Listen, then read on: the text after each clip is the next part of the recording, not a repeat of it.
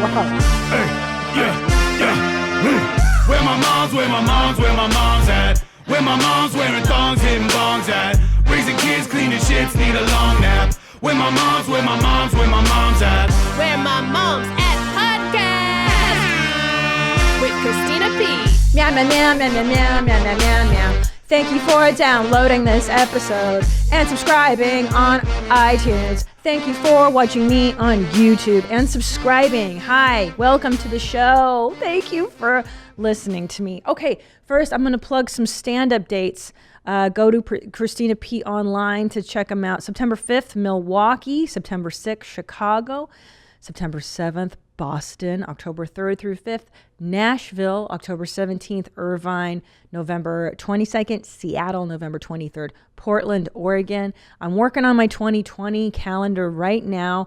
I've got Florida. I think Miami's coming in that mix. I've got New York City being worked on. It's not announced yet, so I cannot formally announce. But get ready, those cities. Very excited. Catch me outside. How about that? How about that? How about that? Catch me outside. How about that? A lot of you have been asking about my TikToks, my curations. If you're not on the talk, you got to go there. I'm telling you, it's the future. It's where Instagram's going to be a grave. What is that word? A cemetery. In a year or two because of TikTok. It's supposed to be a place where people make, like, they'll lip sync to songs, but it's also a place for, how do I put this, marginalized talent. People who might hear voices in their head or other things. And you got to go. You got to get on TikTok. I'm at The Water Champ. You can follow me there. I'm also on Instagram at the Christina P. Anyways. Wait, Christina, how did you find TikTok? Oh my gosh, how did I find it? I mean, you're not a regular mom, you're a cool mom. Sure. How did you find it?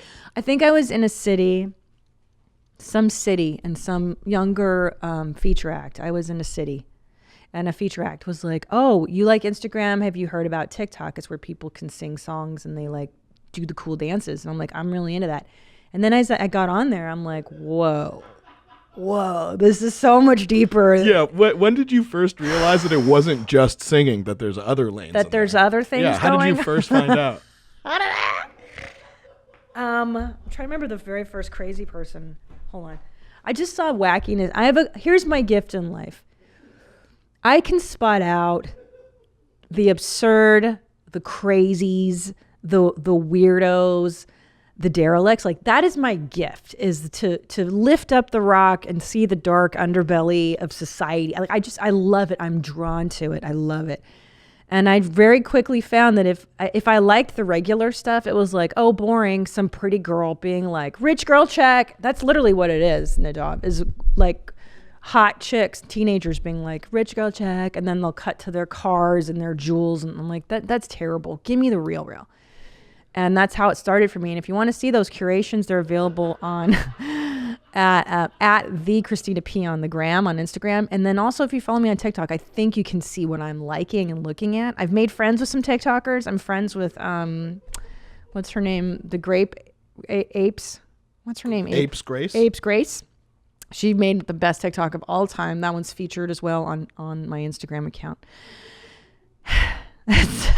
I get it now. I get why moms get into lame stuff. It's because you don't know what's genuinely cool anymore, because you're always at home with the kids, so you only hear what's cool filtered through channels. Like, that's why by the time the moms were saying cash me outside or like blang blang, like, it's super lame, because we all stay home and what's hip, bling bling, and then what was the fleek? They're on fleek, are they? Like, ugh. Okay, anyway. I have to say, I've been having a great week. My husband is on the road, unfortunately, so it's just the kiddos and myself, but I've really been digging it, man. I miss my husband, obviously, but it's been a nonstop cavalcade of Ryan Gosling films at night, which I do. I've been getting into The Bachelor, which is something new for me, Bachelor Nation. Thank you, Ela and Ethan Klein, for suggesting that. And by the way, sidebar, I know some of you have reached out asking about Ela being on this show. 100% Ela Klein of the H3 podcast, for those of you who don't know. Ela will be coming on as a guest. She just had her baby 8 weeks ago, so I'm giving her some time to kind of get her life going before I force her to come on this show and witness the horrors. Cool moms. Not a regular mom. I'm a cool mom. She is so cool, that Ela Klein. She's got her own fashion and stuff. I love her. I love her so much. So I've been having a great week. And I have a mom fail for you that I will love to share with you. So I've been, what I like to do with my older son. Now it's time for a round of mom fails. Thank you. Sorry, I almost. And from now on, Nadav, I want you to only speak in Hebrew. Ein baya. He did the countdown, and can you do that again for our audience, just so they can hear the horrors that I did? Start from 5 and then go to a little action of a chamesh, arba, shalosh, shetayim. No, you're not doing it. Do it like you I'm did. doing it with Just an American accent. Yeah, give me the real All right, Hebrew. a little Go. chamesh, arba, Yeah, do it. shalosh, Shalosh. shtayim, Shtayim. echad, Echad. efes. Efes. There you go. It's a horrible. It's so ugly. That is. I thought Hungarian was bad. You don't like that sound?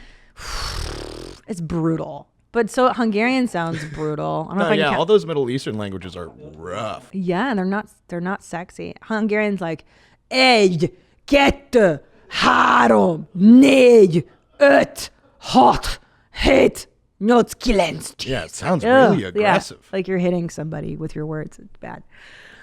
So here's my mom fail. Here's what I like to do with my son, Ellis, the older boy. Julian's only 1. But what I like to do, because I believe in the power of common sense above formal, I'm a huge proponent of formal education. I do not poo-poo the classroom, but I believe the biggest indicator of native intelligence is your ability to critically think, to think for yourself, to reason, right? So for instance, when I'm in the streets with my kiddo, I go, hey, Ellis, what do we do when we cross the street? We look left, we look right. I tell every single time. I drill that into him because I see so many people, adults, crossing the street with their heads down, looking at their phones. I mean, it's bananas to me that they don't get hit. But anyway, what I've been doing with the E-Man is I point out people who are rule breakers in public, right? Like there was a guy crossing the busy boulevard, not at the intersection, just in the middle of a busy boulevard in the middle of the day. And I say to Ellis, I go, you see that? That's a dum-dum. That's a dum-dum. And he goes, dum-dum. I go, yep, that's a dum-dum. And I explain why. I say, well, that's a dum-dum because he's breaking the rules. He could get hit by a car. This is not very intelligent behavior.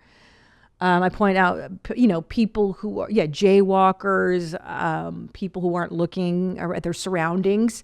I point out people who are just, like there was a guy yesterday who pulled out of Trader Joe's parking lot, just willy-nilly, just backed out, almost killed pedestrians, things of that nature. So cut to, I've been giving him the dum-dum school for about 2 weeks, and we were going to Trader Joe's yesterday. And he sees just a person walking in the street, and he goes, there's a dum-dum. And I'm like, no, Ellis, it's not a dum-dum. Or like somebody's on a bicycle is a dum-dum. I'm like, no, they're not just all blanket dum-dums. I go, well, I don't like when the bicyclists ride in the street. I know that's the law. Some people are more but one bicyclist just blew through the stop sign. So that's the dum-dum. And then to Tom the other day, Ellis goes, I'm a dum-dum. And I'm like, no, you're not a dum-dum. Don't say that. That's terrible. So I'm having to either drop the dum-dum education altogether or just make sure it's abundantly clear who is a dum-dum. How do you backpedal? Fudge it. I mean, that's the problem. I clarify. I go, no, baby. Not everybody on a bicycle is a dum-dum. Not everybody walking is it. Here's why I say dum-dum. And I keep trying to drill that. He just knows it's funny and that we're comedians and we laugh at everything inappropriately. Like the other day, Tom taught Ellis to say, Mom smells like a dog. And then Ellis was like, Mom smells like a dog. I'm like, thanks, Tommy. They're really nice. And then I have Ellis say, Daddy, you're nasty. Why are you nasty? Like stuff like that. So we're in the Trader's Joe, as my father says, Trader's Joe. And I'm looking at the cheeses and I'm like, I want the mozzarella, I want this. And out of nowhere, Ellis goes, F it. He doesn't say F it. He says, F-U-C-K it. And I was like, excuse me, what did you say? And he says again, F it. And they go, I'm sorry, what? Oh, F it. And finally on the third time, an employee hears him and she starts laughing out loud. She's like, that is amazing. I'm like, it's not amazing. Because sometimes kids are, they're kind of learning to speak in their mush mouth. So he might be saying something else. He might be, I don't know, saying French fries, but it comes out sounding bad. So I'm like, are you sure about that? And I was like, just don't laugh at him. You just can't encourage it. Otherwise, he's going to say F it, forever and ever. So do you get mad at people in public who encourage it? A little. Yeah. Like I was kind of like, it's hard not to. I totally understand. But at the same time, I was like, don't laugh, don't encourage, because that's what they pick on. It's the energy. Oh. Toddlers are, they're professional button pushers too. Like I've noticed with my kiddo, if he's pissing you off, like he's doing stuff now where he'll just grab something like pasta the other day, like a thing of macaroni, and just spill it on the floor and smile. And just go, I'm breaking the rules. And I'm like, yep. But if you feed that and you're like, what are you doing? You're a breaker. Then they get then now you're in it with him, right? Because he wants to suck you into that energy of toddler energy. So you try to be like, well, you got to pick it up now. And now you got to, guess what? There's no cartoons or whatever the punishment is, So anyways, I also had to explain a homeless person to my son at Trader Joe's because there's one who likes to hang out in front of our local one, and she's a lady. She has like a lawn chair, and like she seems normal. She's very benign. Like she's just always there. It's hot as hell, and I'm like, how do you explain homelessness to a 3-year-old? I mean, philosophically, it's not even a concept at their age. But Nadav, your father had a really great way of explaining it. Yeah, I remember. I remember he was taking the family on a trip to New York, and there was lots of homeless people on the sidewalks, and we're walking, and he slows down as we're walking by one, and he just slows down and points, and he goes, "You see this? This is why you study in school." And like we all spoke Hebrew, but he said it in English. Anyways. Right? Oh, he said it in English. Yeah. Just to make a point, like to shame the homeless person. Yeah, that's brutal. Yeah, he's a special guy, that guy. Savagery, bro. But you went to college. Yeah, I mean, yeah. That's See? Who's smart now? You mean me or the bum? No, I mean or me or my dad. You're smart. You ended up smart, and I believe listen, every psychologist knows the best way to motivate children is through fear and anxiety. And what your dad did was the greatest favor known to man. You point to people that are messed up and you go, you see that kid? That's kind of what I do with the dumb thing, where I'm like, oop, you see that guy's on drugs. Drugs are bad. Drugs make you bad. Or smoking. Ooh, if I see kids with the pens, I'm like, you see that? That's a dumb. Smoking's bad. Yeah. No, that's good. That's motivation. That's what I like. My parents did all that, but that's an immigrant thing. What did your dad do? Oh, my dad is so brutal too. I mean, obviously like an immigrant. When I lived in San Francisco, there's a lot of homeless there, at least in the 90s. And I remember one time there was this sad homeless man in a diaper, and he was like begging for money. And he's like, "Sir, can you spare some change?" My dad just goes, "Please, come on." It's like, oh my God. Oh, please. Like, how dare you talk to me? I'm this European gentleman. I was like, phew. Foreigners are way savage though when it comes. I think like my dad, it sounds like my dad and your dad think that homeless people are responsible, like it's their fault, like they're just lazy. Right. Yeah, like they don't get what mental illness is or anything. They're just like, this is clearly just bad decisions. Right, but it's, I don't know. A lot of people are one paycheck away from being homeless. It's not, it's not about that, but yeah, it's a crisis. It's terrible. But anyways, I'd explain homelessness to my little son, and and I don't know if I did the right thing, but I was like, 'cause she's always out there, and it's just so hot that I was like, well, I mean, she just enjoys the sun. She enjoys sitting outside. I'm like, she enjoys the weather. I don't know what to tell you. She's a fan of summer. She just enjoys the sunshine, babe. I figure that's a kind of true. I don't know. Maybe she enjoys being in the sun. She does. I don't know.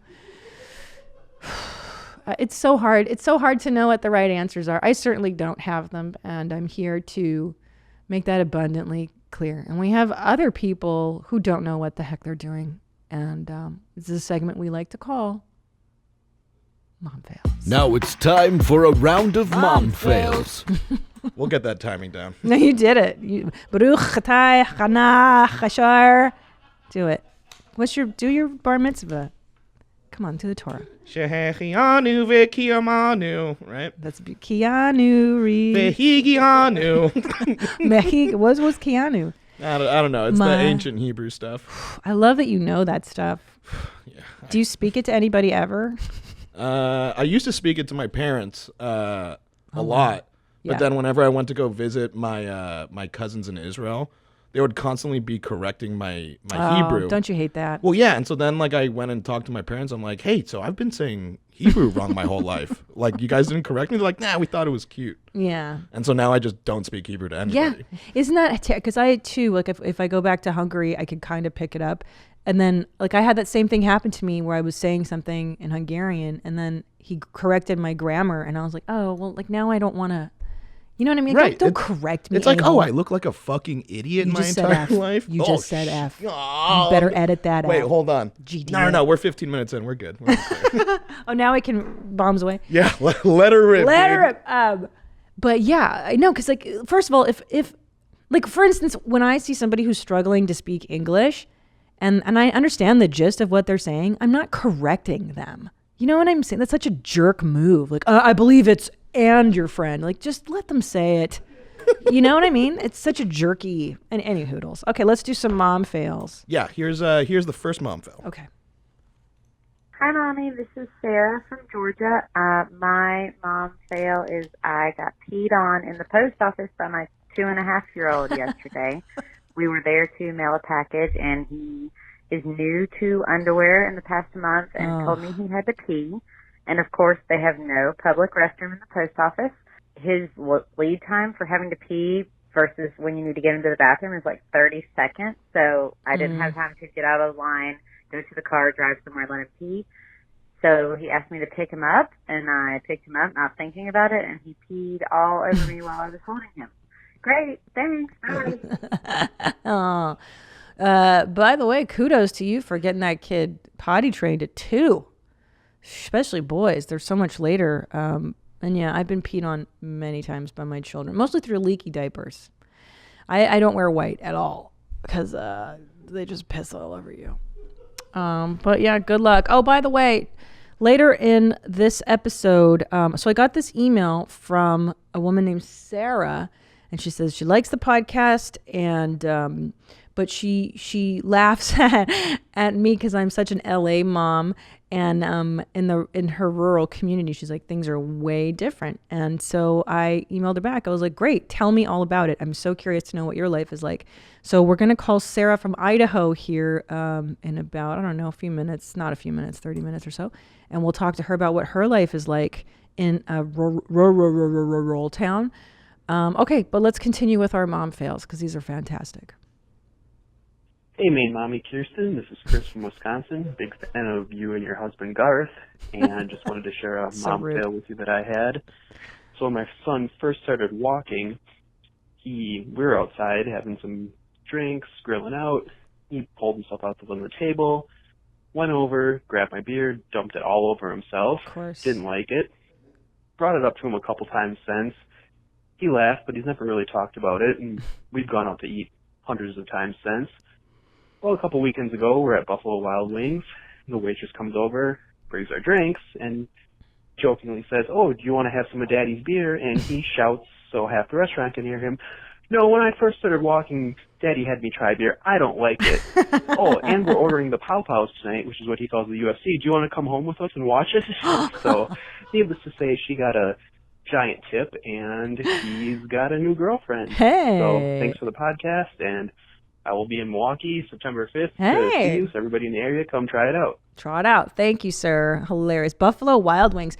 Great place to take your kids anywhere that is really loud and with multiple screens is fantastic for small children. That's so funny. So my dad used to take me to bars a lot when I was a kid, as I've mentioned. which is why I'm such a balanced adult and I work in bars now as a comic. But so he taught me this phrase. I would order, we ordered like strawberry daiquiris, but with no alcohol in them when we go to the bar. I thought it was so novel that I could order like a daiquiri or a pina colada. And I think he didn't want me to say the word virgin. He was like, don't say virgin pina colada, virgin daiquiri. Instead, say no booze. So I was like, I want a strawberry daiquiri, no booze. And I thought, and everybody would laugh when I would do it. And I had no idea until I was much older. I'm like, he had me saying that crap when I was like 9 years old. Like, no booze. Like I'm some old, homeless guy with a stick and a, what is that? Like, no booze. A bindle? Whatever, yeah. 2 teeth, no booze. Who am I? A hobo. Okay, well, we've got a video. Guys, send me your GD vids. I love these videos more than life. I love your voicemails because it's so much better when you can hear a person. So I appreciate the emails. Send me your effing videos, please. Okay. So yeah, tell. Yeah, so this is from Brittany. Okay. And they recorded their kid saying a new word that they learned. Record this, please. What did you say, Alice? What did you say?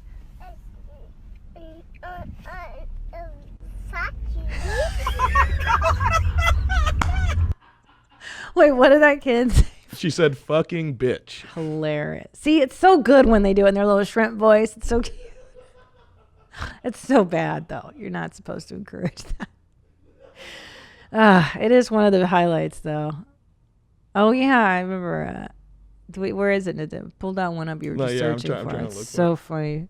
I had my kids say bird is fat for your mom's house. So good. Anyways, I love it when little kids curse. It is highly inappropriate. I do not encourage you. You know our friend Bert? There it is. You know Bert Kreischer? Can you say bird is fat? Perfect. That's my boy. That's my son right there. Perfect. Perfect. He talks to me. So fat. That is my son. Good boy. Good boy. Okay. Oh my gosh. Let's go to this generation is doomed. Are we done with our mom fails? Yeah, we are. Yeah. I've got one on here. Oh, yeah. Hold on. Let me do these first. Yeah, Sorry, guys. We're kind of all over the map. This one's pretty great, mom fail. My husband and I were obsessed with our newborn's weight gain, but didn't want to constantly bring him to the doctor or lactation consultant for a weigh-in.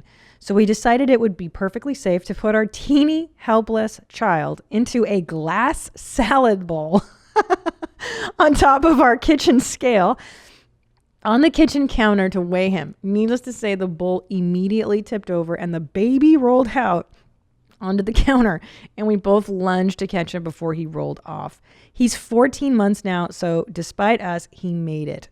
And she writes, so far, in parentheses, Cindy. Thank you. You're right. Kitchen scales are not baby scales, and I feel your pain about this constant weighing in of the newborns, you know.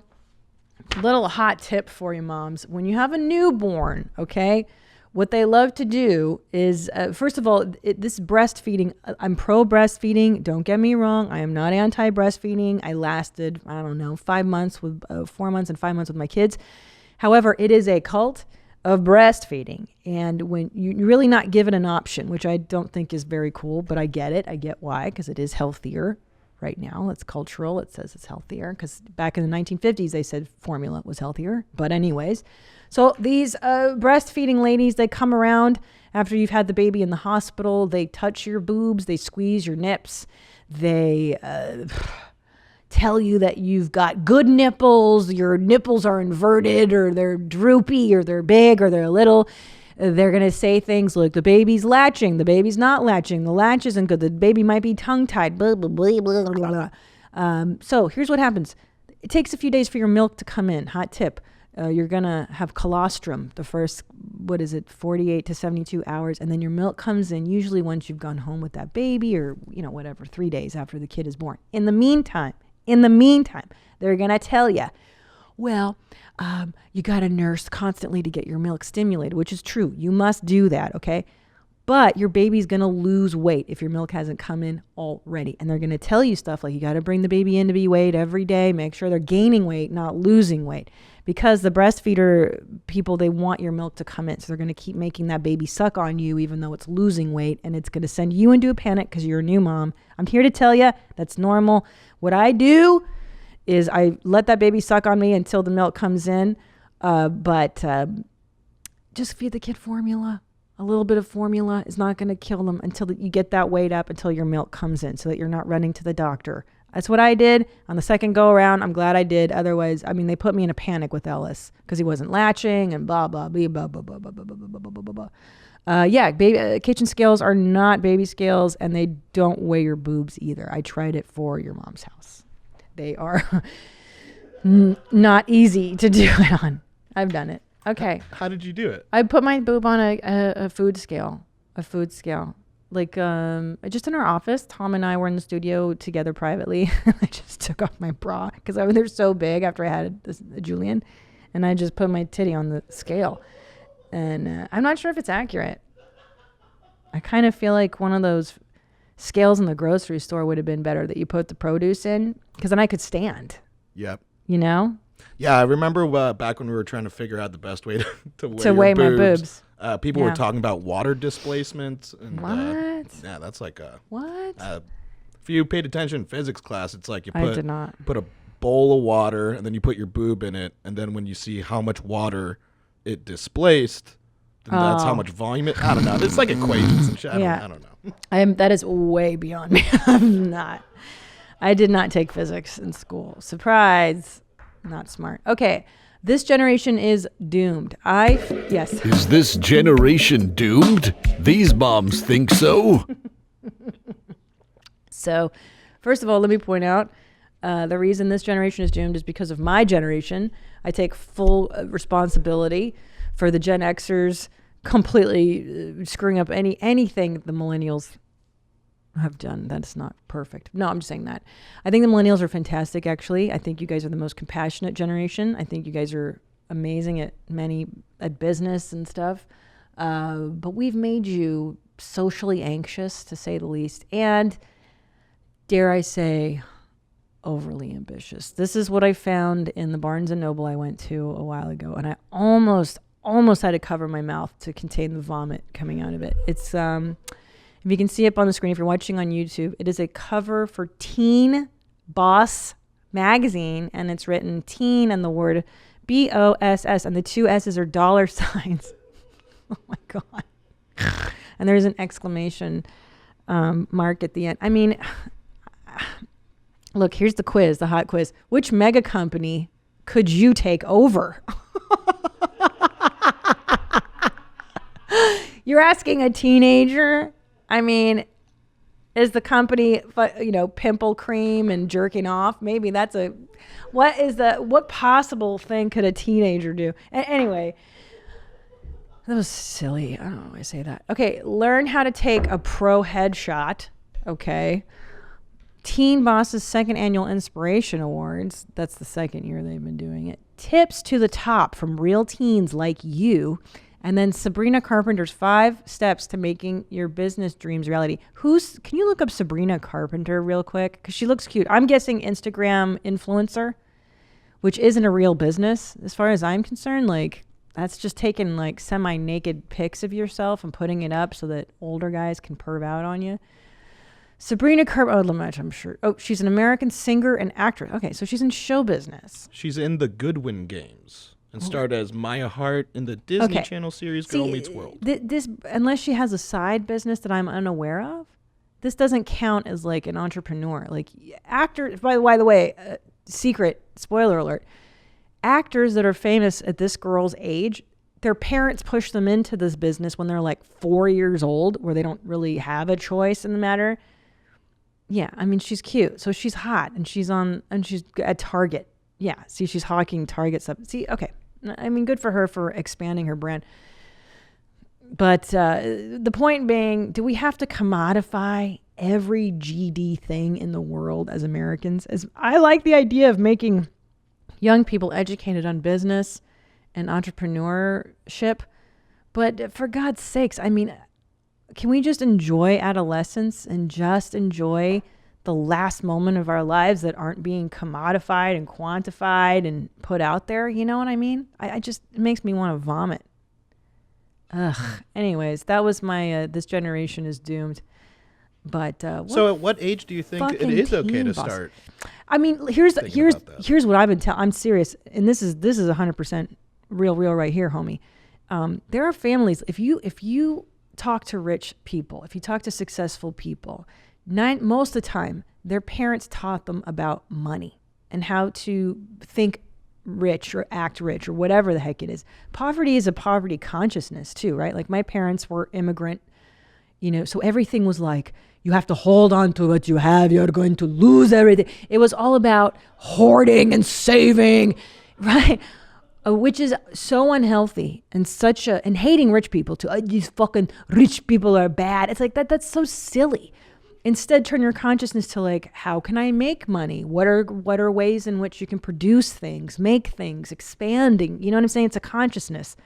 So I believe in teaching your children not to have a poverty consciousness, not to think in terms of scarcity, what we don't have. Let's think of ways to think big and be big.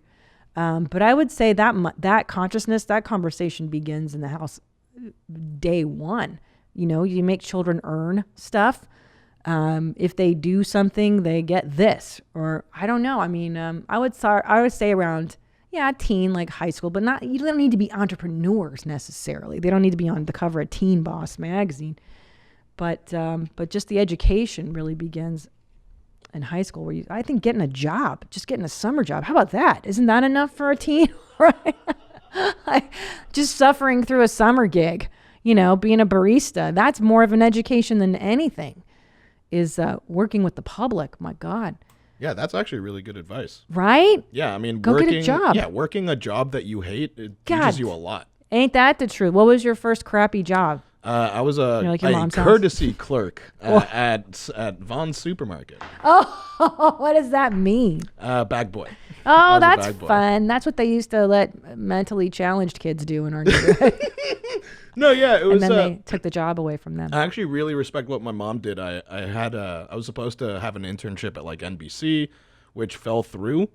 So I was like, oh, I guess I'm doing nothing all summer. And she looked at me and she's like, no, Vaughn's is hiring. Why don't you go fucking apply over there? Can I tell you what? Right. Yeah, she did good. 100%. My first job was 13 years old. I worked as a counselor in training at the summer camp. And then I was a telemarketer. The next year, my stepdad changed my birth certificate so I could work. I was 14 and he changed it to make me 15 for the state of California. It was so illegal. He changed my legal document. It's crazy. But all those jobs, I'll tell you, like that's I don't know. That's what makes you social too. And I was riding the bus around LA when I was 13 and probably a lot more free than I should have been. But like, dude, the resilience, that's really what you got to teach the kid. And they'll figure out the business stuff. That can be taught. But resilience and common knowledge, man, that's the foundation. And look at you now. Yeah, I mean, I had a couple mornings where I was definitely, mopping the floors at like 5 a.m. Like, oh shit. Like I definitely had some thoughts. I was like, I am never doing this job again. Never. And then, I just made sure every summer was lined up after that, and that I was never going to be caught with my pants around my ankles without a job. There you go, homie. There you go. Best motivator for sure. Okay, what should we do next? Ooh, we got a whole bunch of mom hacks coming in. OMGs. I freaking love this. So I've asked you guys to submit mom hacks because I feel like when I'm with my kiddos, it's just a series of cleaning up, cooking, laundry, cleaning, cooking, laundry, diapers. So anything to help that process would be amazing.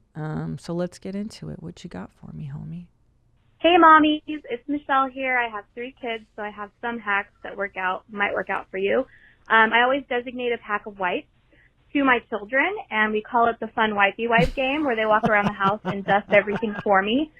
They dust off pretty much everything, and it saves me that job. And then also, I taught my 6-year-old the popcorn setting on the microwave, and that saved my life while I'm working from home, because the 6-year-old can cook everyone popcorn with just pushing a button.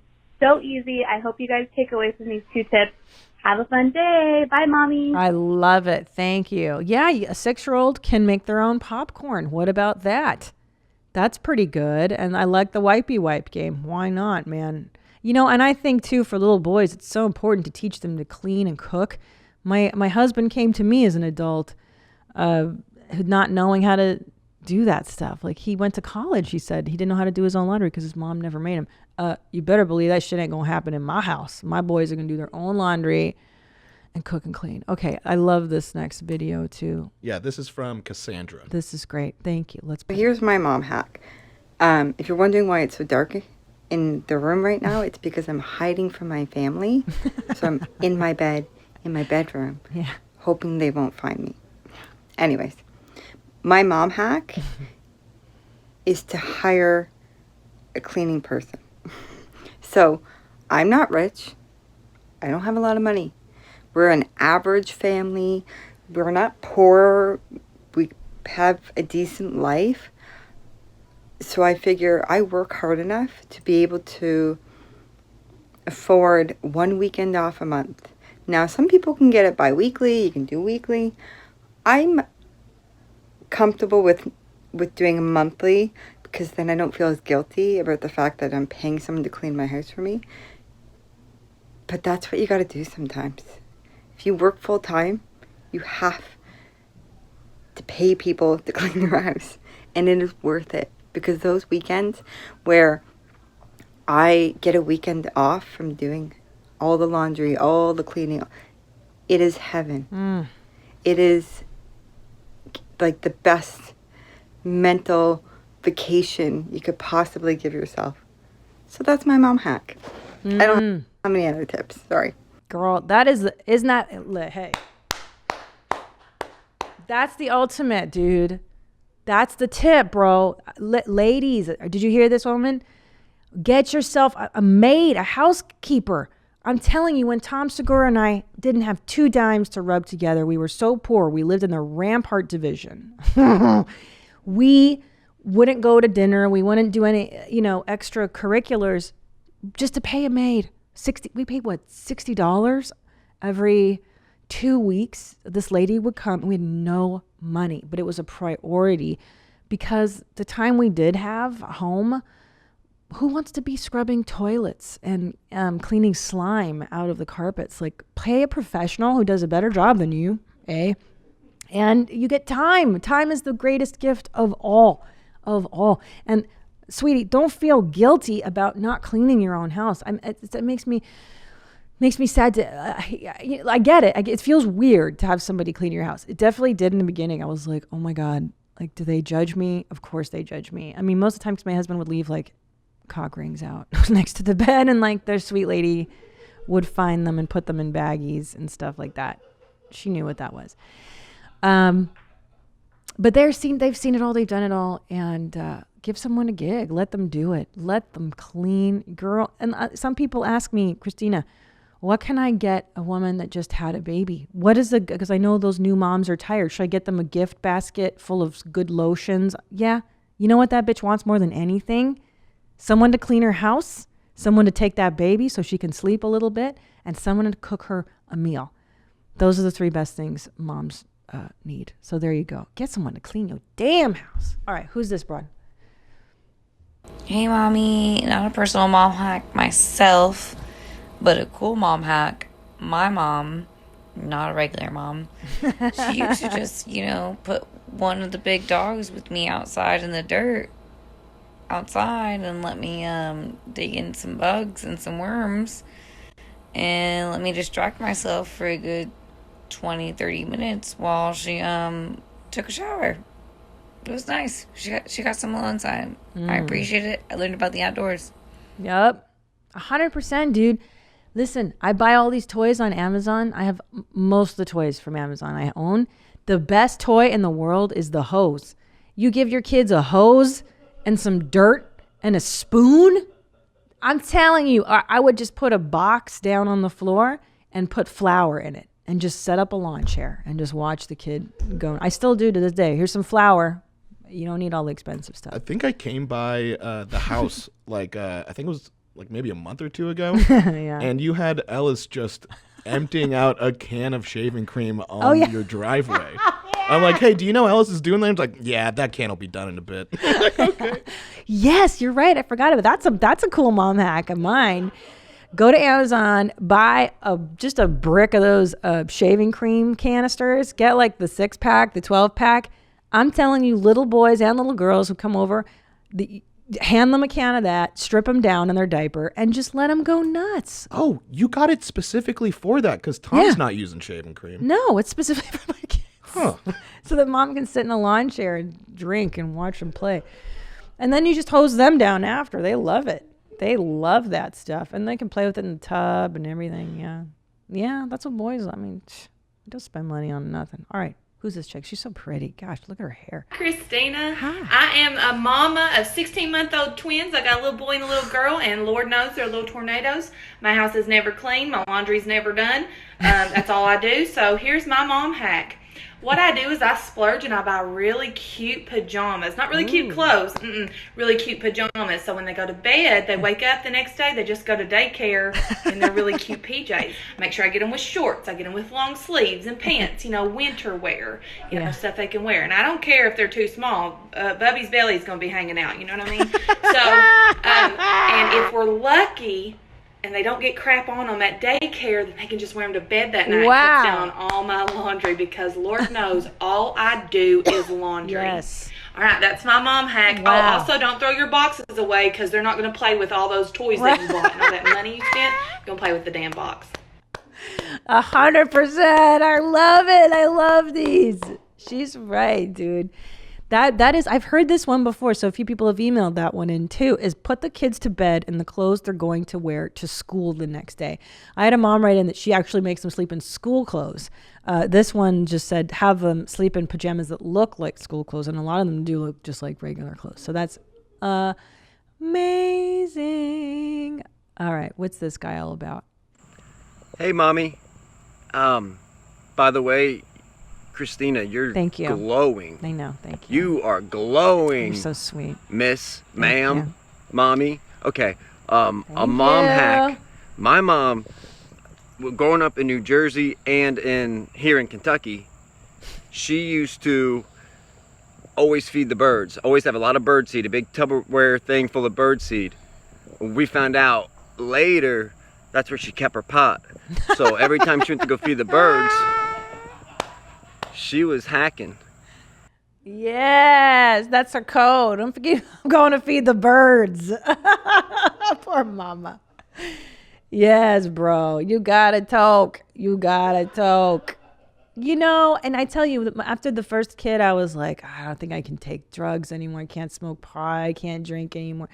And by the second kid, you're like, we just need to get high and chill out and watch some Netflix, man. Because you got it under control. I'm not saying be reckless. When the kids are asleep, hey, mom and dad do their thing. So this one I love. This next video, this lady I relate to 100%. What is up, Mommy Christina? My mom hack I'm bringing today is colorful toys. I'm not I turn diapers into hats, recycling, pure love. Mom, I will bribe a child all day with colorful toys. I'm gonna bring you my 3 most favorite as of late. First one is this drum set. Yeah. We have had it 2 days and already lost the sticks, so he is using pens. Yeah. The next one is this sports center. Yeah. He is not very good at it, but it has a bunch of lights on it. No. Keeps him busy for days. And the last one is this whale toy.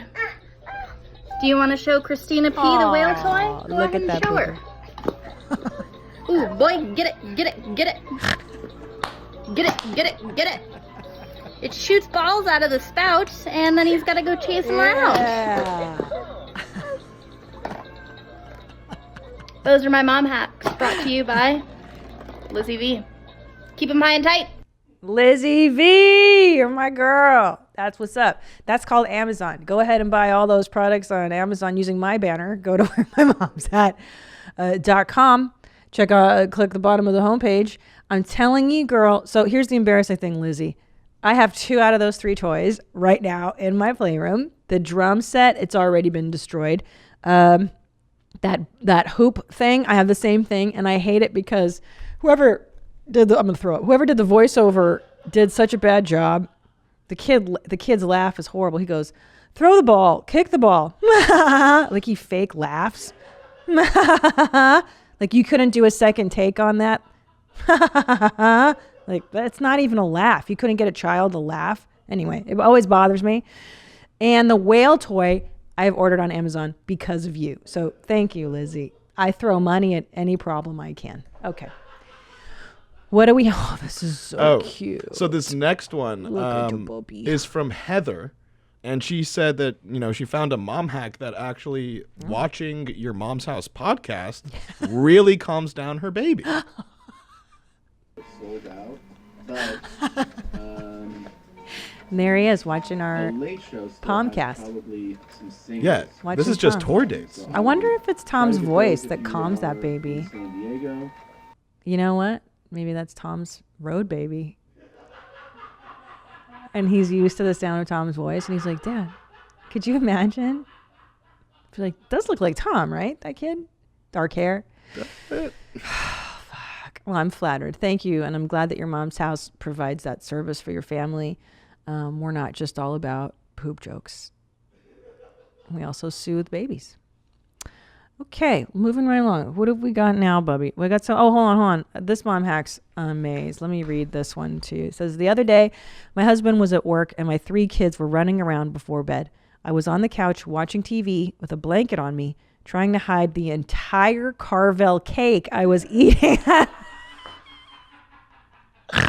because I didn't want to share. Every time my kids came in the room, I shoved the cake under the couch and promptly retrieved it when they left. This happened at least 5 times before I finished. They got no bites and no one was the wiser, but I was so satisfied. Home here now, Sarah. Exactly. Yes, because I'm at that age now where my kids are at that age where anything I eat, they eyeball and then they take it from me so quickly. So yeah, and my toddler knows when I'm eating something good, like when it's a piece of chocolate. I came in the room and he's like, "What's in your mouth?" And I was like, "It's broccoli. It's broccoli. It's not." I just pop Brussels sprouts. And Juju is such a little snack monster. He takes everything out of my hands, anything and everything. Oh, this is great. I love this mom hack. First off, she writes, "Thank you for making a podcast. You're welcome." Like this, you're welcome. No one talks about how hard it is to be a mom. Amen. My lazy mom moment. My kid spilled juice in his crib right before bed. Instead of cleaning the sheet, I just put a blanket over it and put him on the other side of the bed. It was too late to deal with. I needed my kid free time. LOL. Kaylin. Thank you. Yeah, that one's pretty great. It is so funny. Like, I don't know what it is about your own children, but man, like I came home from my trip to Salt Lake City and I was so rested and I was so stoked to see my family. And then within minutes, I just, you just go to rage. Like you just get annoyed with everybody within 5 seconds. And like, there's some nights you'll put that kid down and you're like, oh my God, this is the best. Like, you do something cute with them and you're just like, being a mom's the best.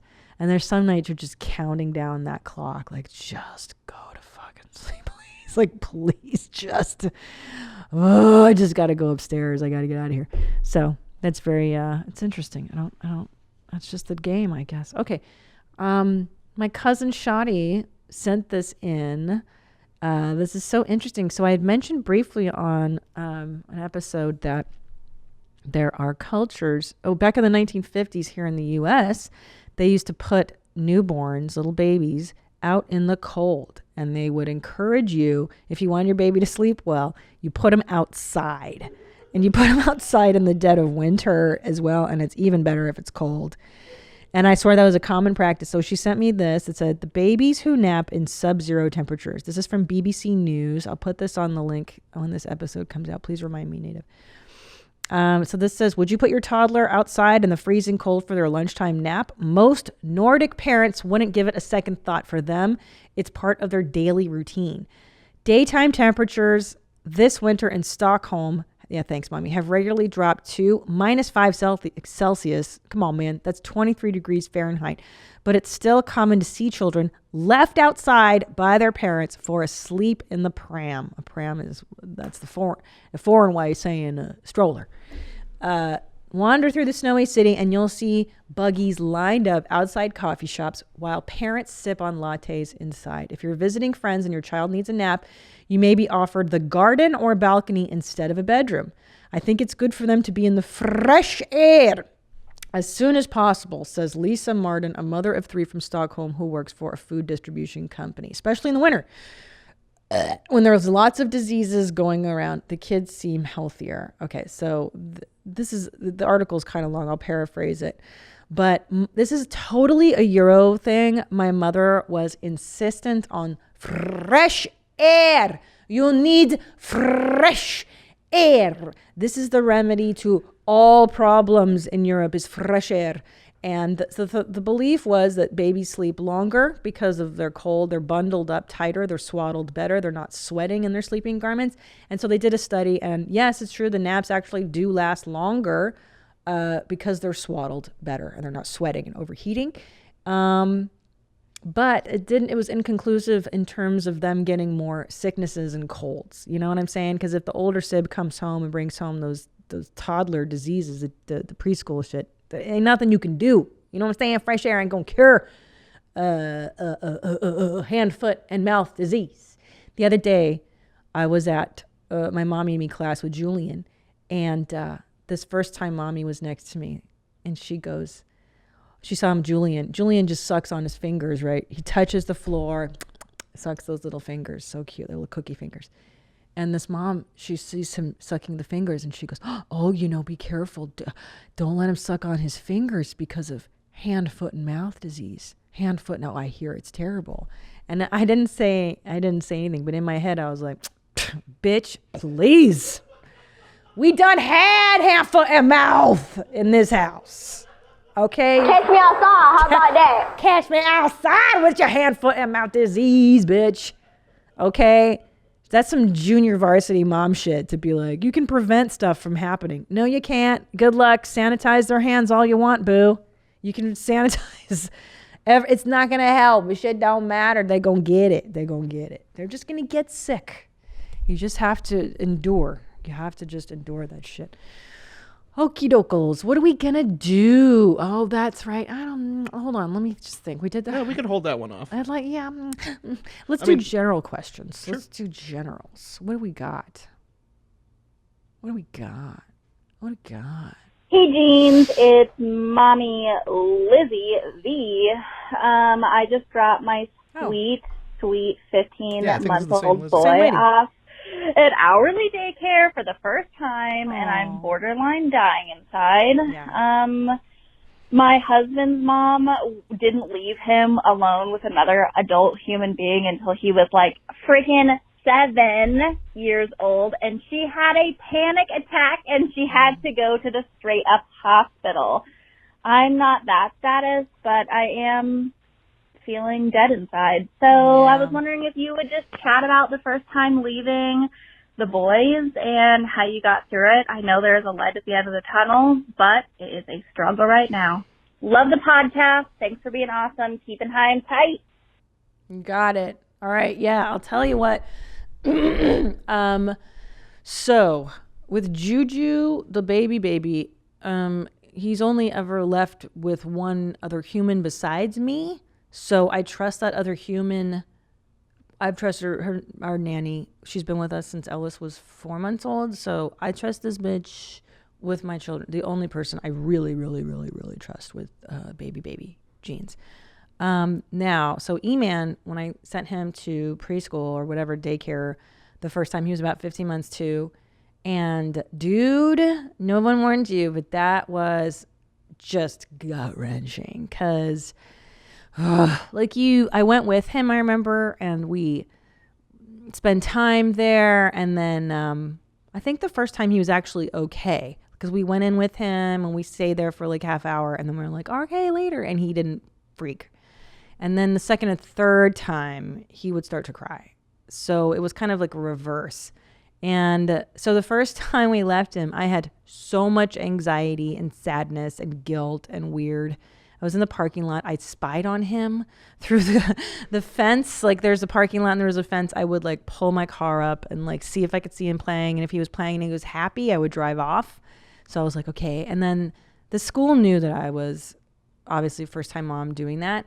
So they're like, well, you can call and check on him in a little bit. So I called the school and was like, how's he doing? And they're like, he's fine, he's playing. I was like, oh, okay, thank God. So ask the school if they're aware of your inner mom panic, because they deal with it every day, every year. You know, ask if you can call. Can I call and just see how he's doing? You don't want to talk to him because that's going to be whatever weird for him and it's going to jar him out of his fun. But ask if you can just say, hey, how's kiddo doing? How's he adjusting? And that's really it, mommy. I mean, look, it's good for them. Just remind yourself that it's good for them. They do need to. They're going to learn so much cool stuff, by the way, by going to school at that age. Like your kid's going to learn how to wash their hands quicker than normal when they see some other kid doing it. They're going to eat pizza. They're going to try things. They're more likely to try new stuff because they're seeing other kids do it. And yeah, send them. You know what I do too?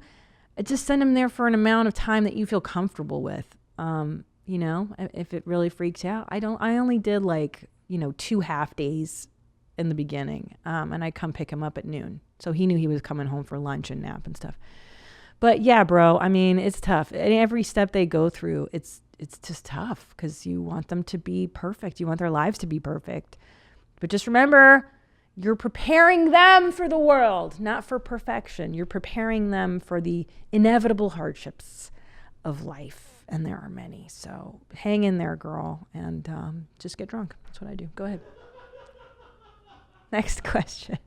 Drink every night. Hi there. My name's Robin. I had a miscarriage a few years ago in a previous marriage I was in. I'm in a new relationship now where I'm engaged. And one of the things that is on my mind a lot is possibly having another miscarriage. It gives me a lot of anxiety. And I listened to one of your episodes in which you were talking about that you had already had a couple of miscarriages. And I know this is mostly about, you know, having kids now and, you know, parenting, obviously when you already have the kid, but is that something that you'd be willing to talk about? Like, when you had your miscarriages, did you have really bad anxiety about conceiving again? You know, were you able to get enough support from it? I kind of feel like miscarriage is one of those things that a lot of people don't really talk about too much, because it sort of seems a little taboo. Anyways, thanks, Mommy. Yeah, I would love to talk about my miscarriages. But can I tell you something? I think it should be that open of like, yeah, here's what happened, because you're absolutely right that, first of all, I'm sorry that you did have to go through it. It's horrendous. I would never wish it on any woman. I would definitely say a miscarriage is up there with top 3 traumatic events that have personally happened to me in my life. Horrible.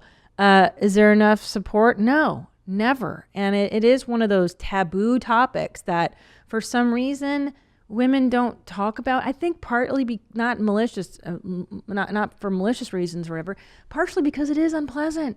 And once you do have a baby, the last thing you want to think about is the miscarriages you've had before this life is finally here. So I think people have amnesia. It's like, you know, let's not talk about the horrible parts to motherhood. But anyways, yes, I would gladly share my thoughts and my feelings with you on this. So I think what's really horrible about a miscarriage is that, you know, you have all these expectations of a life inside of you, right? Like you're so pumped up, you're so stoked. And especially if it's your first pregnancy, you're not even thinking in terms of like, oh, this could go south. I mean, I didn't. And so that's the high of like, we're going to have a baby, to like that one ultrasound or whatever it is that tells you you're not, to, oh, this is not happening. And you started to plan your life one way and the excitement. And then all of a sudden it's like a roller coaster crashing into the ground.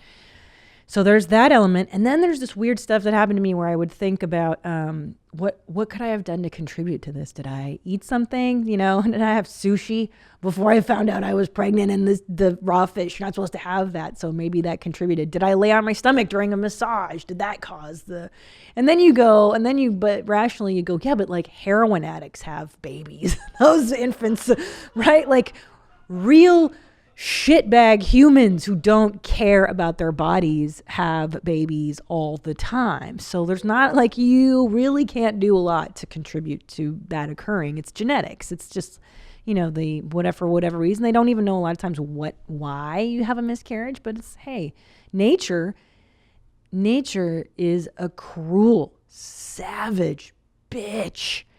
And she does not care about your feelings when it comes to that baby.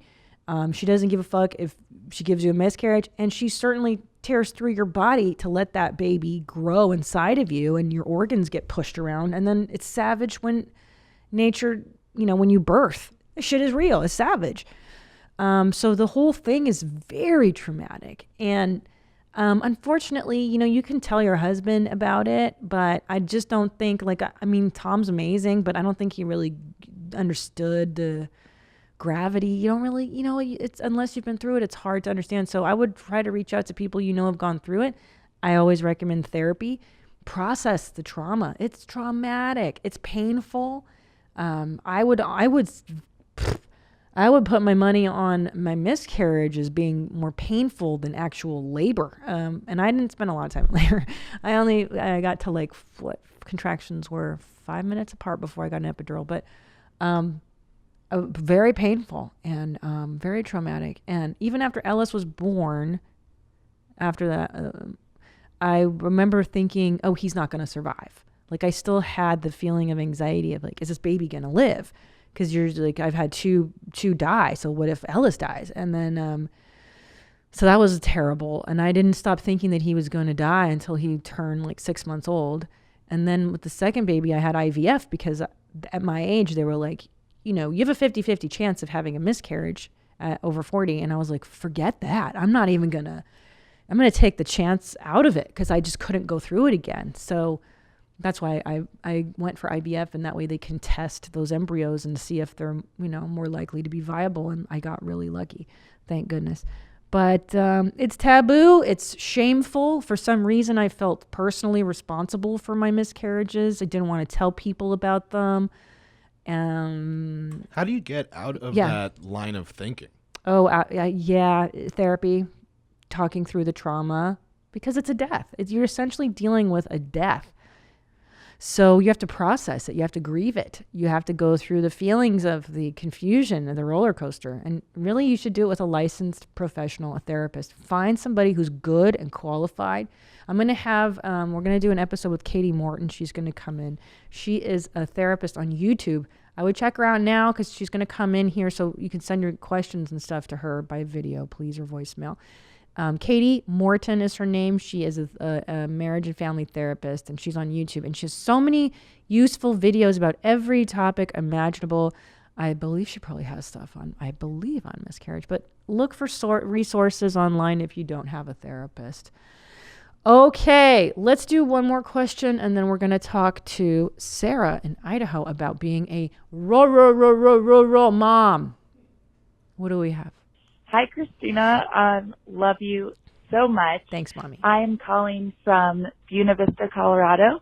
Oh. And I guess this really isn't a fail or it's more of a question to you if you ever struggled with postpartum depression after Ellis or Julian. And yeah, if you or the other mommies on the show could maybe share about that or talk about that. I just had my first, and she's 3 months old, and I love her so much, but it's been hard, and it's much more real than I thought it would be, it meaning postpartum depression. So just kind of looking to hear stories of other moms who are going through the same thing.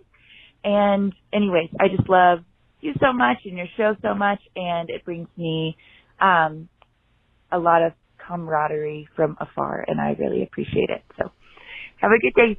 Thanks. Bye. Oh, poor lady. Congrats on the baby. And thank you for having the courage to call in and even talk about that. I defer you to the Alyssa Milano episode. First of all, go listen to that. Alyssa was very forthcoming about her battle with postpartum depression that started actually a year after she gave birth, which is, I guess, uncommon, but not impossible. Listen to her describe it, because I think the problem with the phrase postpartum depression is that it doesn't, at least for me, it didn't manifest as straight depression. Like, I've been done depressed. I was goth for fucking 12 years. Like, I've been depressed most of my life. And after having both the kids, I experienced this postpartum, I call it postpartum funkadelia, postpartum anxiety, postpartum OCD. I don't think it's always depression, and which is why it was confusing for me both times. And I remember after my first baby, like you go to the doctor's visits, the pediatrician, and they're like, they would just ask me on a form, do you have feelings of sadness? And I'm like, yeah, I'm human. Yes. All times. And do you have anxiety? Like, yeah. So it was not like a thorough, I didn't even know I had it until I see my shrink. And that's when we determined that that's what was going on with me. For me, I'll just be brief because it was in the Alyssa episode, if you want to listen to that. It manifested in severe anxiety on both kids. I went to obsessive checking of things, checking monitors to make sure the kids are okay, stockpiling supplies. I got to go get more diapers. I got to get more stuff. Really not so much the depression, because I'm not so depressive anymore. I'm more of an anxious person, which means I'm fueled by feelings I'm not feeling. So yeah, it was more about that. I wasn't enjoying stuff. I wasn't able to think clearly. Little things would freak me out. When you have anxiety, like the minutest things are horribly big to you. Like, I can't find my keys. I can't find my keys. I can't find my keys. Where the fuck are my keys? Like, everything is bigger than it should be. So a lot of the times when women are asking me, like, can you talk about it? It's because they're going, do I have it? I'm not sure. And all this crap you read on the internet, it's not really, I don't think it's not really relatable. And it's like, you know, when you'll Google it, like I remember Googling it the second time with Julian, like, do I have postpartum depression? And it's like feelings of anxiety, feelings of sadness, and it's like, yeah, but that's like, again, like that's within the human experience. So, but I would say if you're finding yourself asking this question a lot, like, gosh, do I have this? Something feels off. I'm not enjoying anything anymore. And you're not sleeping because you're a new mom, which makes it even crazier because your feelings are just inflated times 100 because you're not sleeping, you're not eating normally, nothing's normal. So that's hard too to determine it. Again, go see a therapist, man. It can't hurt you. Certainly can't hurt to start talking to a shrink. And I recommend getting medicated. Why not? If you're really in the funk, in the dumps, go get on some kind of antidepressant, get on an SSRI, get on something to just lift the haze so that you can get treatment, that underlying treatment. Because that's really, just survive, girl. You're in the first year of their life. For me, that was the hardest. And it's going to get better. And just know, I know it feels like it's never going to end. And oh my God, why do I not love every minute of it? Because that's all I fucking heard is the magic of motherhood. And mother, you know, I love every minute of it. I love every minute. I go, well, you're brain dead or you're in denial because it's not possible to love every minute of anything. And I don't want the show to sound like we're complaining about kids. It's not that. We're complaining about, or just even having the audacity to say that motherhood, like any other thing that's worth doing, is extremely fucking fraught with everything, with ambivalence, with, you know, the most tremendous highs to the most tremendous lows. And I think that the more we normalize this idea of motherhood, as opposed to it being idealized like it is, like every time a Kardashian gets pregnant, it's baby bliss. It's baby bliss, as if it's the silliest thing in the world. And hey, I mean, look, and I know it's hard to even say this in the mommy world. It's very taboo. But anything worth doing in life, you're going to have ambivalence towards anything. Look, comedy. I love stand-up comedy more than, anything I do besides being with my family, but I fucking hate it too. Guess what? I have to enter, there's Late Show Friday where there's drunk people vomiting in my showroom. Someone fucking puked in a cup this last week in Salt Lake City. That's real for me. I have to go leave my family to work. That sucks too. Does that mean I hate comedy or that I'm bad at comedy? No, it just means I'm a human being with fluctuating feelings that come and go. And the more we start talking about postpartum depression and miscarriages and the fact that motherhood isn't all wine and roses, the less women are going to call feeling like, I don't know, am I allowed to have a maid to clean my house for me? I feel guilty. Am I allowed to feel weird about not loving this newborn phase in my child's life? Like, this is insanity that we even have to question how we feel, because the societal expectation is you should love all of this all the time because it's a miracle, the miracle of life. They even call it the miracle, the blessed Virgin Mary miracle. And it is, it's fucking amazing. But it's also sometimes not fucking amazing. And it's very confusing for us women, because we've been told you should be down for this stuff and it should be easy, right? That's another myth. When that baby comes out, you'll just know what to do. I was like, what, heroin? I'm terrified. I have anxiety. I don't know what to do. I didn't know what to do.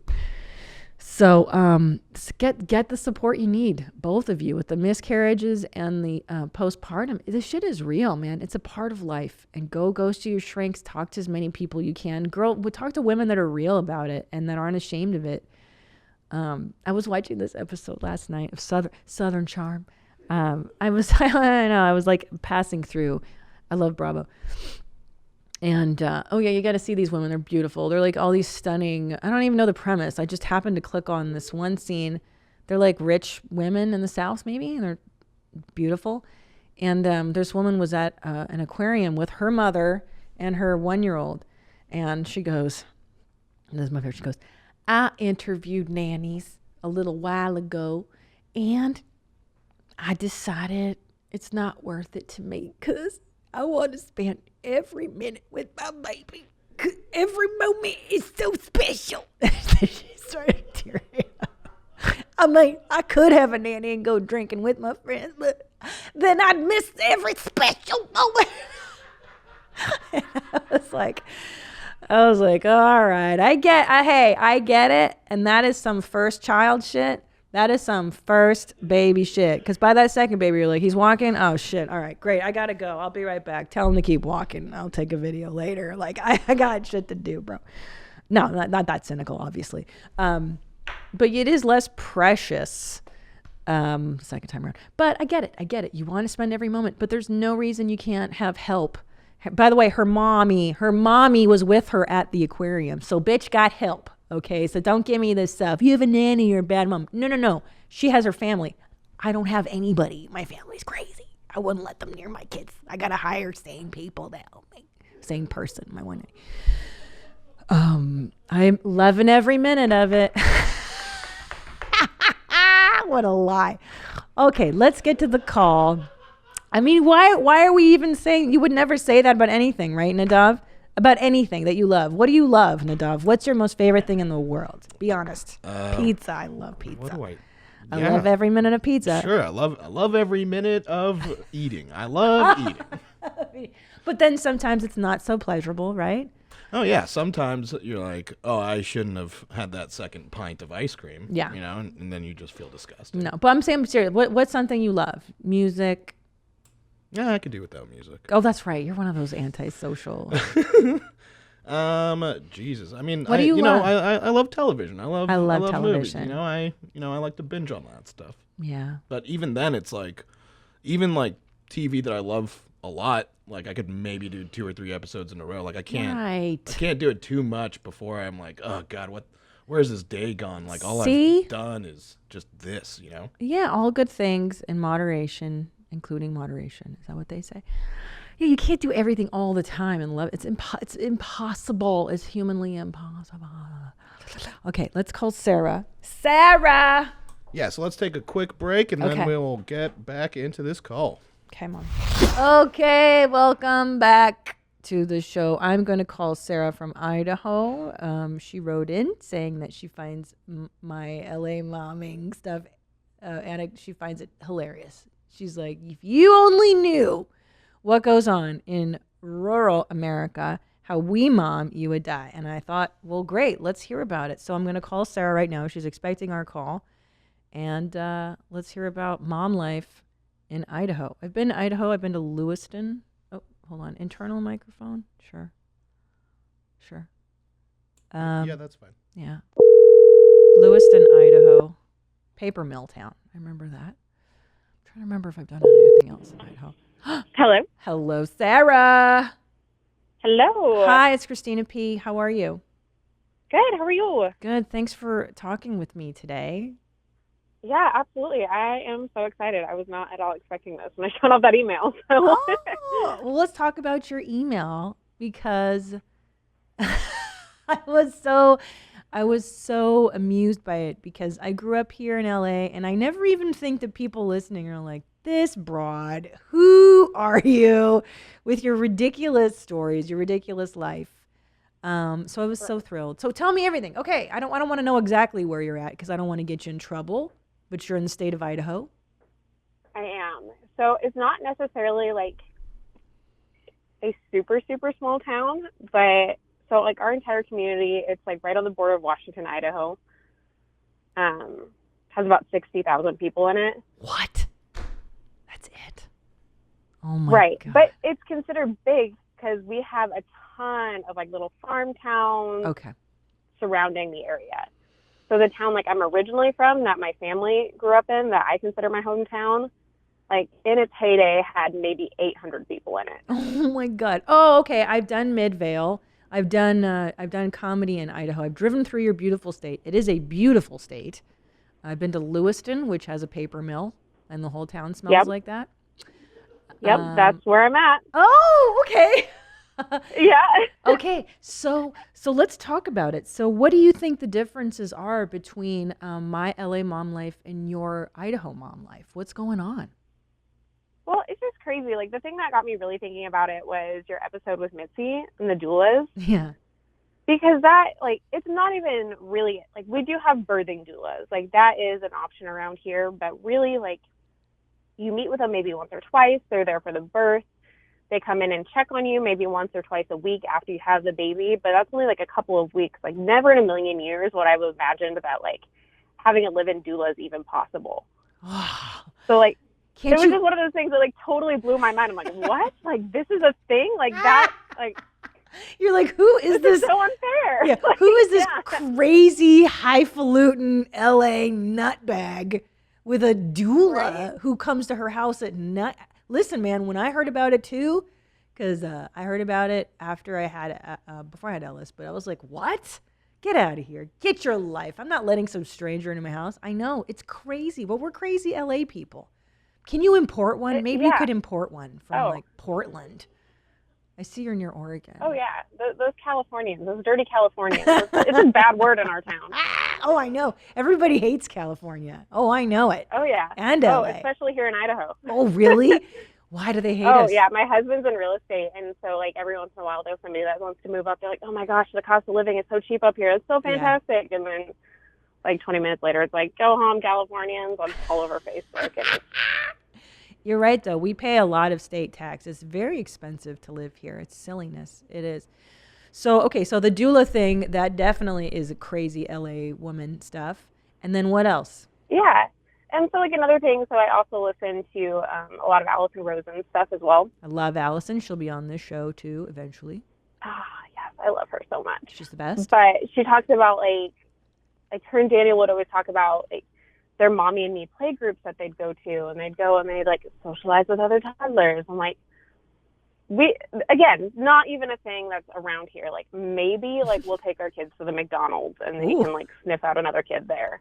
Aww. And in the play place. But other than that, like daycare, obviously they meet other kids there, but like there's really nothing centered for like parents and small children. Like everything down here is very much focused like for the longest time, and it is getting better. Like, I do have to give my community like a huge hats off, because we have a growing group downtown that's really trying to get more arts and music and stuff going, more community local events. But other than that, like, the big focus around here is like, well, we got a bar, there's a dart league, you have kids, sucks to be you. I've been to Idaho. I know some places. I remember, I did a bar in Idaho, and it was fucking real. It was like cowboys and stuff. I remember. Yeah. Oh, yeah. I was doing philosophy Oh, yeah. jokes back then. Bad idea. I think I cried in the alleyway. The Idaho ride. Yeah, that sounds about right. Yeah. So you're telling me, wait a minute, you mean to tell me there's no mommy and me classes and you guys don't have doulas? Okay. Right? Next you're going to tell me there's no Lululemon. Okay. Or Pilates. Oh my gosh. We have to drive to the big city of Spokane for that. Okay. No smoothies? All right. No. What about vegans? Do you have those? You know, we have one vegan in my office, and they are ridiculed relentlessly. Yeah, they should be. I think you're right. Yeah. And I think I know that's very un-LA of me to say, but anybody with a special diet should be ridiculed that talks about it. Don't you think? I think that warrants being an annoying. And I'm not, let's go vegan, keto, primal, paleo, gluten-free, anybody on a special diet. No one wants to hear about your special diet. Shut the fuck up.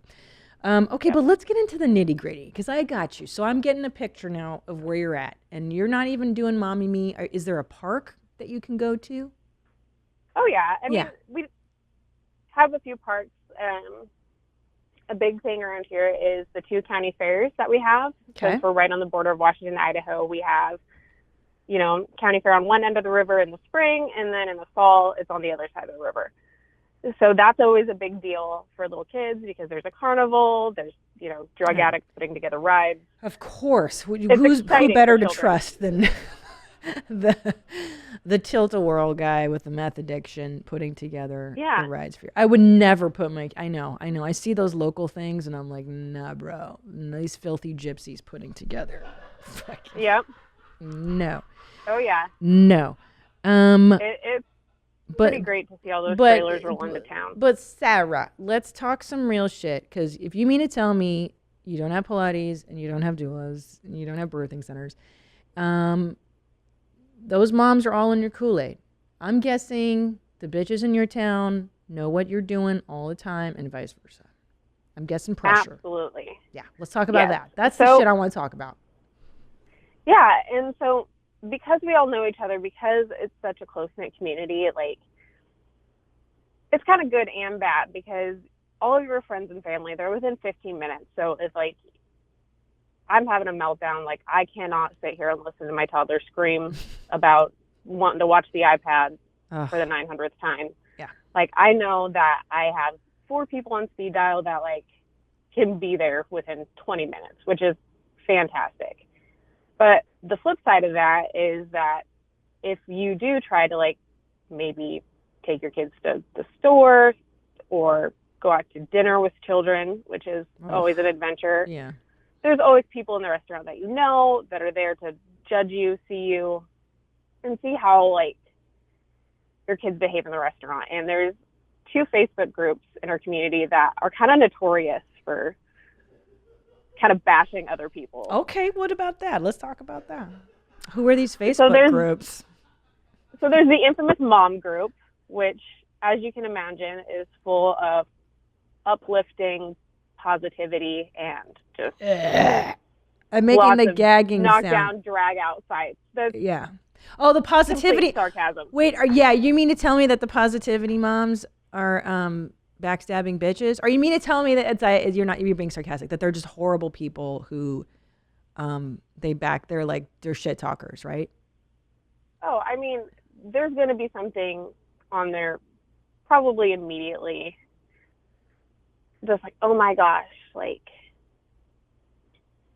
so-and-so didn't have the latest car seat. Could you imagine? No. Right? Are you being serious? But they talk about the women in their community. So doesn't that get for instance, Sarah, you're the one, let's say, who doesn't have the car seat. And then doesn't it get back to you really fast? Oh yeah, for sure. And and there's always, and I don't follow it super closely, but every once in a while, like, you get tagged in like this like moderation post. We've had more problems with negativity and mom shaming in this group, and it's nonstop.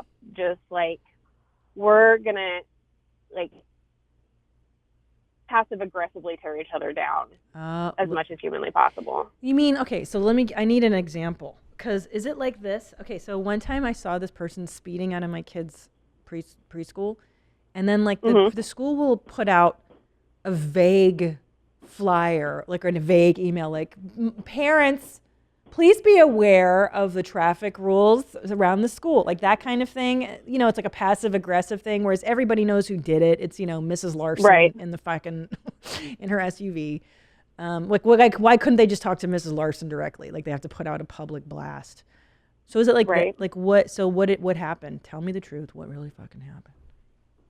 Well, there's just all sorts of, you know, it is a lot of like the same question over and over and over again. Like,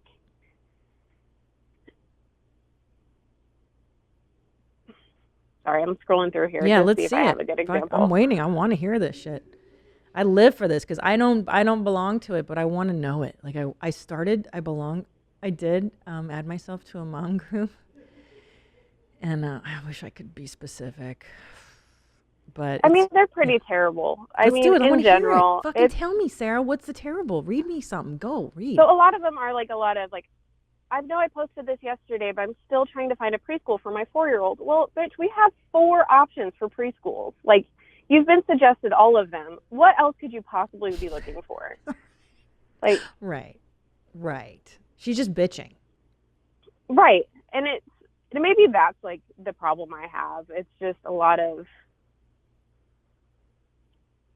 complaining vaguely about, oh my gosh, can you believe that there's a kid at the park throwing sticks at other kids? I'm like, yeah, I've had that kid before because we've been to the same park 3 times this week and he's over it. So, like, yeah.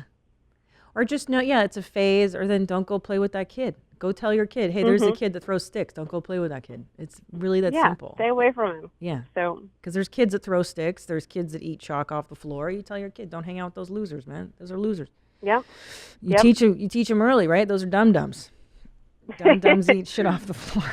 Those are the kids that grow up to be on TikTok. That's right. They're TikToks. That's right, Sarah. Do you see how this came full circle? You didn't even hear the top of this podcast.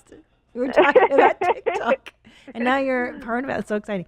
So what pressures do you think, like, how do you think it affects your parenting with these, with the small town? Because it sounds like it's a small town community. So women are evaluating you, evaluating your children. If your child misbehaves at the restaurant, they're going to, gossip about you. So does it affect your parenting stuff, your choices? Well, I think so. I think a lot of it is just,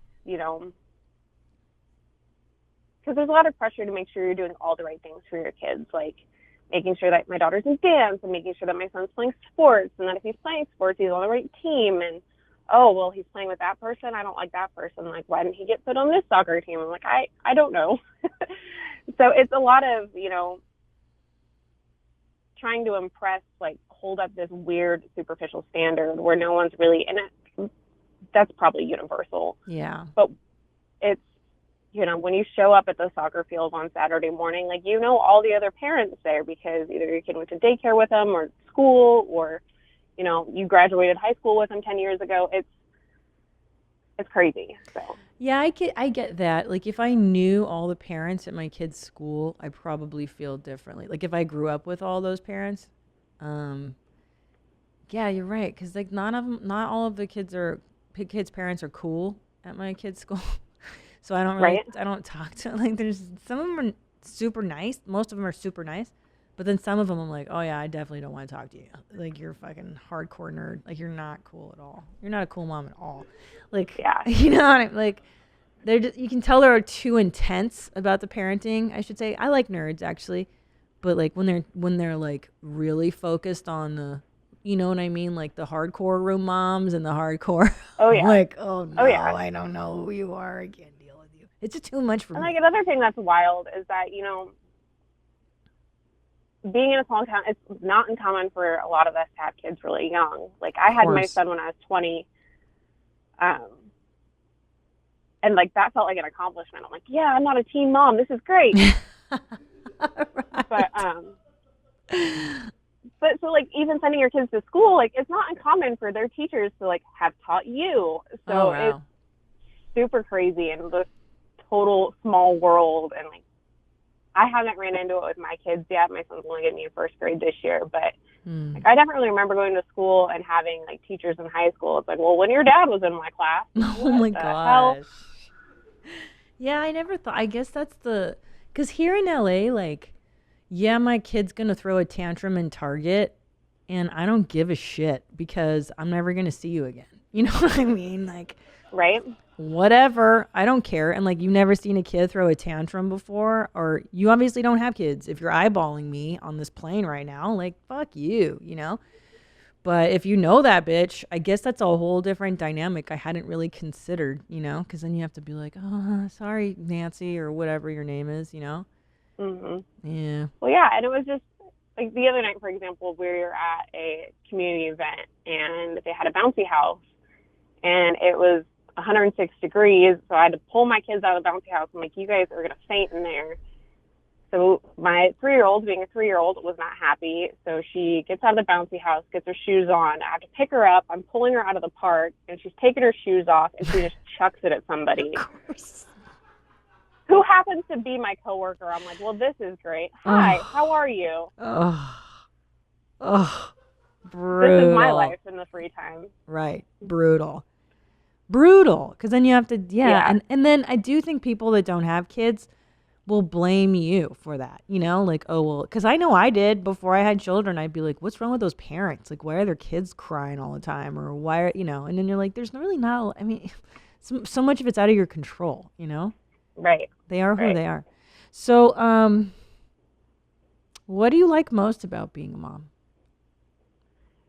You know, it's really fun now. Like, both my kids are a little older, so. How old are they? Sorry. What do you have? So, I have a 6-year-old and a 3.5-year-old.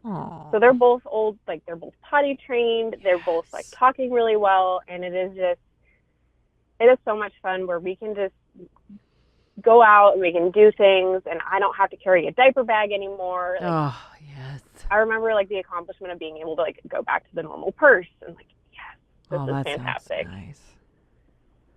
I can't wait for that. But no, it's so cute, like listening, you know, my favorite is just seeing like my kids interact and like the bond they have with each other too, because I was raised an only child. So it's just so special to me to like listen to their little conversations in the car when I pick them up from school. That's cute. And, you know, they do genuinely love each other, even though they try to murder each other on a daily basis. Yeah, of course. They also really care for each other. Oh, that's so cute. Yeah, I agree. I was an only child. It's depressing. I love the chaos of children. I think it's fun. Yes. I like the do noise. Too. Yeah. I like the you know, the markers on the walls and shit. It's fun. Like, I don't care. You know? What do I care? Mess my stuff up. Okay. What do you not love the most about being a mom? You know, because I have 2 very strong-willed children, a lot of times they just don't listen. You know, my daughter thought she was a genius the other day because I got them a little chore chart for the refrigerator. And then so she just wiped up, saw her name, and then just erased all of the chores under her name. And she's like, well, I'm done, Mommy. They're all gone. See, she figured out the loophole. Smart girl. Exactly. I'm just like, well, I'm kind of mad, but also kind of proud. 100% proud. That's the kind of shit you should foster. Definitely. Defiance, thinking for yourself. I like all these things. I like that. It's saucy. Good for her. Well, yeah, that is shitty. It's hard to discipline. I'm running into that with my older kid. That isn't a fart. That was a sock. I swear I know. It's like, I did have Middle Eastern food for lunch, and we determined that Middle Eastern food smells like BO, and then your mouth also tastes like BO after. Like, have you ever accidentally like scratched your armpit with your bare finger and then you put your finger in your mouth and you're like, oh, I taste armpit? Have you ever done that, Nada? I have not, no. Go stop it. You've never licked your armpits like that? Girl, you crazy. You know I'm doing Sarah. Well, Never. Sarah, what about you? I can't say that I've done that. What? Who are you people? You guys are kidding me. You've never tasted your own armpits? I'm like, who am I? Wow, I'm all alone in this? Anyway, that's exactly what my mouth tastes like right now. We don't have Middle Eastern food in Idaho either, so there's that. Oh, I know that. Believe me, I've been there. You guys don't have Middle Easterners. That's why. No. There's that is another like crazy thing about growing up. Like you don't think about it until, so we have a local pizza place and they've got a window where the kids can stand up and watch them make the pizzas like as they're ordered. Nice. So I take my kids there one night and didn't think much of it, and there's another family there, and Milo stands up and he looks at the boy next to him, looks at me, and the little boy's black, looks at the boy next to him again, looks at me, and he's like, Mommy, what's wrong with his skin? I'm just like, oh my God, kill me now. Like, because I guess it's just like, yeah, because you don't have you black don't people, think about it because we don't have diversity at all. I know, I've been there. Bunch of white rednecks driving jacked up diesel trucks. So that's so crazy. I know we teach our kid to throw things at Nadav when he comes over. What? What? Jewish people, we say, oh, the Jew right there. Oh, well, you don't do a good job. He has not gotten me with anything. I'm just kidding. That's what we just tell him. Just throw stuff at the Jewish. Oh, Sarah. Well, listen, I'm sorry that you have bitches who are haters, essentially. Because you know what that is? That gossipy hate. These bitches got nothing else to do. And just, remember that haters going to hate. The hater's going to hate. And the player's going to play. In the wisdom of Taylor Swift. Jack it off. What did she say? Shake it off. Shake it there off. There it is. Shake it off.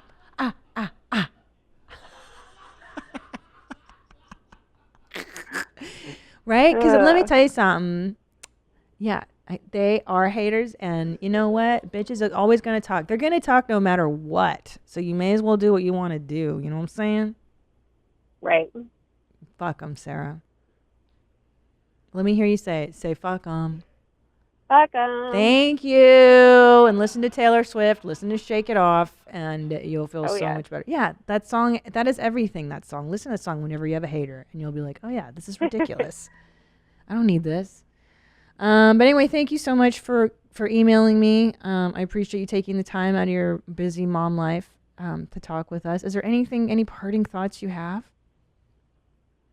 No, I'm just so excited that you're back with this show. I mean, it's very refreshing to hear somebody just be able to joke about motherhood and all of its literal shittiness. Thank you. Well, tell that to my haters. Because a lot of bitches don't like it. But and I cannot wait to share this with the mom group so they can delete me out of it immediately after it airs. I can't wait to, Sarah. Well, you can come move to LA anytime and you can hang out with me if you ever want to live here. Absolutely. Okay. All right, Mommy. Stay black in Idaho and keep it real. Awesome. Thank you. Bye, Sarah. And I just hung up on her. Sorry. And you two can call in. Leave a voicemail for me at 213-375-5184. That's 213-375-5184. Send me a video, WhereMyMomsAt at gmail.com. I love your mom hacks. Send me your mom hacks. Send me your mom fails. Any hot mom topics. I love hearing about these Facebook mom groups. Please send me your best Facebook mom group submission. I want to hear what the craziest of the crazy are saying, because that is my favorite lane. Because I've tried to belong to some groups and they're not accepting me. I think what happens is people Google me and they're like, this bitch cannot be in our group. I want to know hot mom topics. Send me this stuff. Anything you find that you think is funny, noteworthy, worth discussing, whatever. WhereMyMomsAt at gmail.com. Thank you for downloading this episode. Please subscribe to me on iTunes so that you get it automatically. automatically in your inbox. Rate, subscribe, review. One more question I want to answer before I go. Sorry, I just had to do this because it's kind of pertaining to my husband. Someone asked me, my wife and I were recently discussing the topic about kids or possibly adopting a kid. I just wanted to know your thoughts on adoption. Hello, why not fucking do it? I say do it, I say do it, I say do it. And watch the movie Instant Family. My husband is in it, Tom Segura, and he's so talented. Watch that movie about adoption and fostering, and I think it'll answer any questions you may have. Because I can't honestly, I don't fucking know. It sounds like a great idea. Have you adopted a child? Email in. Let me know. I will talk to you about it. I will call you back to let this person know exactly what they're getting into. But in the meantime, watch Instant Family. It's a pretty great movie. Okay, thank you. Rate, subscribe, review. If you're watching me on YouTube, please subscribe. Let your friends know, let your mom friends know if you like this show, that it exists. And come see me do stand-up, Christina P, online for all my stand-up dates. Until then, homies, keep it 100, keep it real. I'll see you next time. Bye. Where my mom's at. Where my mom's wearing thongs, hitting bongs at. Raising kids, cleaning shits, need a long nap. Where my mom's at. Where My Mom's At podcast with Christina P.